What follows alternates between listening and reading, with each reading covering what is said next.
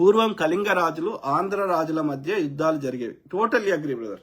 So అందుకే మీరు చూడండి, ఆ కళింగ సీమ అని చెప్తున్న ప్రాంతాల్లో ఇప్పటికీ ప్రజలు యొక్క ఈ ఏమంటారు, ఇప్పుడు తెలంగాణలో ఫోక్ కల్చర్ ఎట్లుందో మీరు ఆంధ్రాలో ఉండదు ఫోక్ కల్చర్, కానీ ఉత్తరాంధ్ర అంటారు కానీ అది కళింగ సీమ. అక్కడ ఉంటుంది నీకు ఫోక్ కల్చర్, ఈ జానపదాలు. ఓకే, అట్లనే ఈ యొక్క ట్రైబ్ కల్చర్. సో మీరు చూడండి, ఎక్కడ అంటే మనం హిస్టరీని తీసేద్దాము అంటే పోదది. అక్కడ ప్రజలను గమనిస్తే, వాళ్ళ జీవన విధానాన్ని గమనిస్తే చాలా విషయాలు బయటపడతాయి. అర్థమైందా?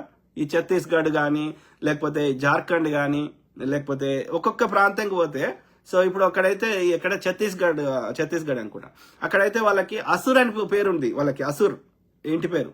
ఓకే, అర్థమైందా? ఇప్పుడు రావణ అసుర్ అంటే దాన్ని బట్టి మనం అర్థం చేసుకోవచ్చు. అసుర్ అనేది ఎవరికి ఇచ్చారు, ఇక్కడ మూలవాసులకు ఇచ్చారు, పేరు పెట్టారు అని అర్థం చేసుకోవచ్చు.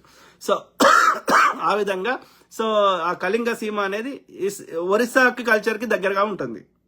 ఒరిస్సా కల్చర్ ఇక